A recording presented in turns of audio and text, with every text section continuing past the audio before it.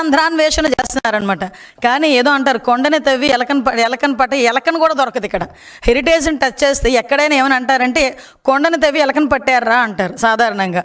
నువ్వు హెరిటేజ్ని తవ్వితే ఎలక కూడా దొరకదు, ఎందుకంటే అంత క్లీన్ షీట్లో ఉండే ఒక సంస్థ అది. అటువంటి పరిస్థితి నుంచి ఈరోజు మనకి అది కూడా ఎందుకు పెడతారంటే వెబ్సైట్లో పెట్టారు. అదే వాళ్ళేం దాచుకోలేదే, వెబ్సైట్లో పెట్టారు. ఎందుకు వెబ్సైట్లో పెట్టారు? యాక్చువల్గా స్టాక్ ఎక్స్చేంజ్కి వాళ్ళు ఇన్ఫర్మేషన్ ఇవ్వాలి. ఎందుకంటే బికాస్ ఆఫ్ ఇన్వెస్టర్స్కి తెలియాలి పలానా సేల్స్ డిపార్ట్మెంట్కి సంబంధించిన head of the sales department manager అతను హెడ్ ఆఫ్ ద డిపార్ట్మెంట్ వెళ్ళిపోతున్నాడు, రిజైన్ చేశాడు అన్న విషయాన్ని స్టాక్ ఎక్స్చేంజ్ వాళ్ళకి చెప్పాలి వీళ్ళు. ఎట్ ద సేమ్ టైం ఇన్వెస్టర్స్కి తెలియాలి. కాబట్టి ఓపెన్గా అది వెబ్సైట్లో పెట్టడం జరిగింది. ఆ వెబ్సైట్లో కాగితాన్ని తీసుకొచ్చి ఇతను ఎందుకు రిజైన్ చేశాడు? నీకు చెప్పిగా రిజైన్ చేయాలా, లేకపోతే నీకు చెప్తే కానీ రిజైన్ అక్కడ చేయనివ్వా? నాకు అర్థం కావట్లే. అంటే అలాంటి కాగితాలు తీసుకొచ్చి హెరిటేజ్లో ఏదో జరిగిపోతుందని చూపించడానికి చేసే ప్రయత్నం చూస్తూ ఉంటే నిజంగా జగన్మోహన్ రెడ్డిని చూస్తే భలే జాలనిపించింది అబ్బా నాకైతే. సేమ్ యాస్ట్రీస్ ఈరోజు హిందాపూర్ డైరీ గురించి మాట్లాడుతున్నారు.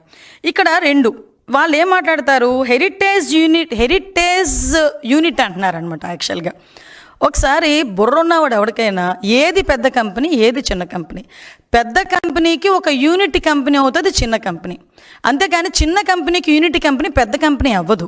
ఇప్పుడు హెరిటేజ్ ఫర్ ఎగ్జాంపుల్ డైలీ 20 లక్షల లీటర్ల పాలు ప్రొక్యూర్ చేస్తే దానికి డబల్ మిల్క్ ప్రొక్యూర్ చేసేది హిందాపూర్. అంటే 40 లక్షలు డైలీ లీటర్లు ప్రొక్యూర్ చేసేది. అటువంటిప్పుడు హెరిటేజ్ యూనిట్ ఎలా అవుతుంది హిందాపూర్? ఒక్కసారి ఆలోచించండి. హెరిటేజ్ యూనిట్ అని మాట్లాడతావు. ఇంకొకటి, యాక్చువల్గా హిందాపూర్ అన్నది ఈ కన్స్యూమర్ మార్కెటింగ్ చేయదు, సాధారణంగా బల్క్ మార్కెటింగ్ చేస్తుంది. దట్టు ఏంటంటే ప్రొడక్షన్ ఎక్కువ. అది ప్రొడక్షన్ చేసి కంపెనీస్కి ఇస్తే కంపెనీస్ వాళ్ళు కన్స్యూమర్ మార్కెటింగ్ చేసుకుంటారు. ఫర్ ఎగ్జాంపుల్ వీళ్ళు ఏం చేస్తారంటే లేబులింగ్ అంటే ప్రొడక్షన్ వాళ్ళు చేస్తారు. లేబులింగ్ అంటే ఇప్పుడు హెరిటేజ్ కంపెనీ ఈ హిందాపూర్ కంపెనీకి దగ్గర నుంచి చీజ్ అని, పన్నీర్ అని, నెక్స్ట్ ఇంకొకటి ఏంటంటే టెట్రాప్యాక్ మిల్క్స్ సంబంధించినవని ఇలాంటివి కొనుగోలు చేస్తుంది. హెరిటేజ్ అన్న కంపెనీ ఇప్పటి వరకు ఏ కంపెనీకి కూడా గీ సప్లై చేయలే. హెరిటేజ్కి ఓన్ గీ మ్యానుఫ్యాక్చరింగ్ ఉంది. హెరిటేజ్ కంపెనీ గీ కూడా ఎప్పుడూ బల్క్గా ట్యాంకర్స్తో ఎక్కడికి పంపించలే. అది ఓన్లీ కన్జ్యూమర్కి మాత్రమే అది సప్లై చేసే పరిస్థితి. కన్జ్యూమర్ మార్కెటింగ్ మాత్రమే చేస్తారు. ఈ విషయం చిన్న పిల్లోడిని అడిగినా చెప్తాడు. దానికి ఈరోజు హిందాపూర్ కంపెనీకి హెరిటేజ్ నుంచి నెయ్యి వెళ్ళిద్ది, ఆ నెయ్యిని హిందాపూర్ తీసుకొచ్చి మన టీటీడీకి ఇస్తుందని మాట్లాడుతున్నారు. అసలు బుడబన్యాస్తుందా మీకు? అసలు చాలా క్లియర్గా వాళ్ళు ఒక సిస్టమ్ పెట్టుకున్నారు. మేము ఏ రోజు కూడా టెంపుల్స్కి మీ నెయ్యి సరఫరా చేయకూడదు, ఎందుకంటే వాళ్ళు బల్క్గా చెయ్యరు వాళ్ళు. ఎందుకు వాళ్ళ మార్కెటింగ్ వాళ్ళకు ఉంది, కన్స్యూమర్ మార్కెటింగ్ వాళ్ళకు ఉంది. సో దట్ వాళ్ళు అలా వెళ్తారు. వీళ్ళు కొన్ని సిస్టమ్స్ పెట్టుకున్నారు.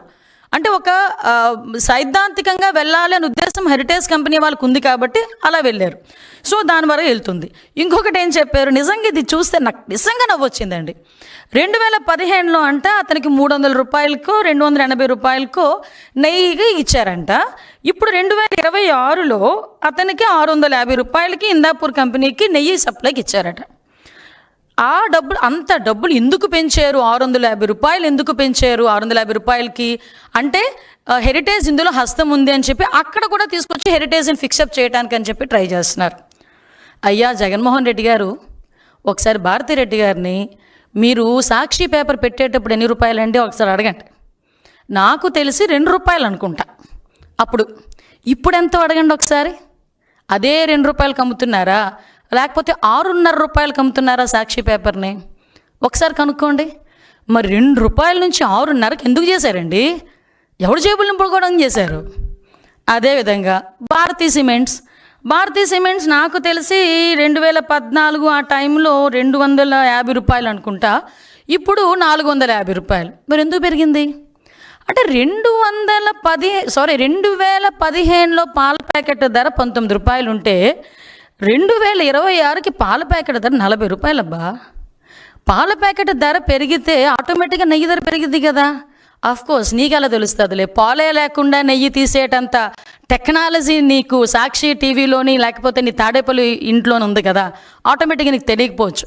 తెలుసుకో నాయన.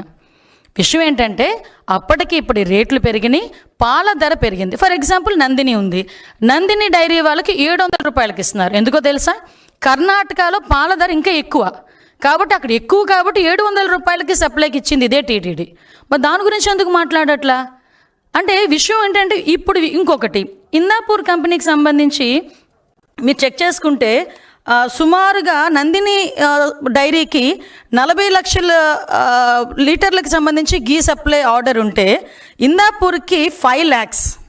నిజంగా హెరిటేజే ఇన్వాల్వ్ అయ్యింది అనుకుంటే ఆ 50 లక్షలు హెరిటేజ్ ఇందాపూర్ తీసుకోలేదా? ఆ చిన్న చిన్న లాజిక్స్ ఎందుకు మిస్ అవుతున్నావు అబ్బా? అదొకటి. నెక్స్ట్ ఇంకొకటి మనం మాట్లాడుకుంటే ఇట్టి పరిస్థితుల్లో ఇందాక కూడా చెప్పాను, ఇందాపూర్ అనే దగ్గర ఈరోజు వరకు హెరిటేజ్ కంపెనీ ఏది సప్లై చేయలేదు. ఒకటి, ఇందాపూర్ కంపెనీ దగ్గర నుంచి హెరిటేజ్ కొనుక్కున్నది తప్పించి అది కూడా ఏంటి చీజ్ ఇవి కొనుక్కున్నారు. ఎంత దౌర్భాగ్యం అంటే ఇందాక ఆ బొత్స సత్యనారాయణ గారు ఎల్ఓపి కౌన్సిల్ ఎల్ఓపి ఆయన చీజ్ ప్యాకెట్ చూపించి నెయ్యి ప్యాకెట్ అంటాడు ఆయన. అంటే చీజ్కి గీకి కూడా తేడా తెలియకుండా ఉండే పరిస్థితి. అంటే నేను అనుకున్నాను ఏదో అంటారు కదా 6 నెలలు సహవాసం చేస్తే వాళ్ళు వీళ్ళు అవుతారంట. పాపం బొత్స సత్యనారాయణ గారు యాక్చువల్గా చాలా తెలివైన పొలిటీషియన్. జగన్మోహన్ రెడ్డి హయాం దగ్గరికి వచ్చేసరికి ఆయన కూడా ఈయనలాగే తయారయ్యాడు. సారీ పెద్ద ఆయన, నేను అంతకుమించి ఎక్కువ మాట్లాడకూడదు కానీ నేను చెప్పాలి. ఎందుకంటే ఒక తప్పుడు ప్రచారాలు ఎవడు చదువుతాడులే అని, కానీ మీడియా అలా ఉండదు కదా. చీజ్ ప్యాకెట్ చూపించి గీ ప్యాకెట్ అంటాడు ఆయన.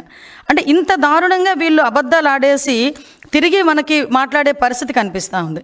ఇంకా విషయంకి వస్తే బోలే బాబా, అది కూడా నిజంగా నాకు భలే నవ్వొచ్చిందబ్బా బోలే బాబా కంపెనీ గురించి మాట్లాడుతూ ఉంటే. బోలే బాబా కంపెనీస్ అన్నవి 2 కంపెనీస్, అవి వేరు కంపెనీలు. ఒకటి బోలే బాబా ఫుడ్ ఇండస్ట్రీస్, ఇంకొకటి బోలే బాబా ఆర్గానిక్ మిల్క్ లిమిటెడ్. ఇందాక చాలా ఎటకారంగా హెరిటేజ్ ఇక్కడ అదే కదా, విజయవాడలో అదే కదా, వైజాగ్లో హెరిటేజ్ అదే కదా, దాన్ని మారిద్దా అంటాడు. ఏదైనా అంటే ప్రాపర్ వేలో ఒక కంపెనీ పెట్టి వ్యాపారం చేస్తే తెలిసిద్ది. అంతే తప్పించి సూట్ కేస్ కంపెనీలు అలాగే డొల్ల కంపెనీలు పెడితే ఎలాగే ఏడ్చిద్ది నాలెడ్జ్. నేను ఎందుకంటే చెప్తున్నా, ఇక్కడ బోలే బాబా మిల్క్ ఫుడ్ ఇండస్ట్రీస్ అన్నది ఒకటి, అది ధోల్పూర్. అంటే ఇక్కడ విషయం ఏంటంటే అది బోలే బాబా ఆర్గానిక్ మిల్క్ లిమిటెడ్. బోలే బాబా ఆర్గానిక్ మిల్క్ లిమిటెడ్ అన్నది మాత్రమే టీటీడీకి గీ సరఫరా చేసింది. అదే ఈరోజు సిబిఐ మన ఛార్జ్ షీట్లో కూడా వన్ ఆఫ్ ద అక్యూజ్డ్ కింద ఈరోజు ఆ స్కామ్లో ఉన్నట్టుగా ఉంది. కానీ